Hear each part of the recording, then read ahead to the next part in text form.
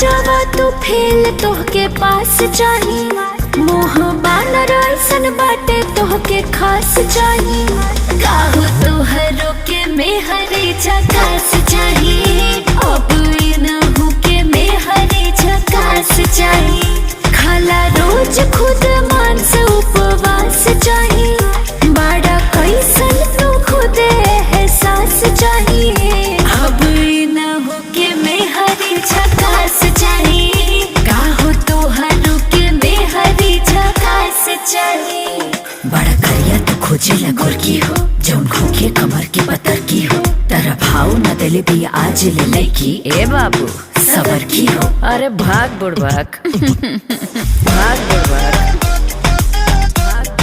सबर की हो।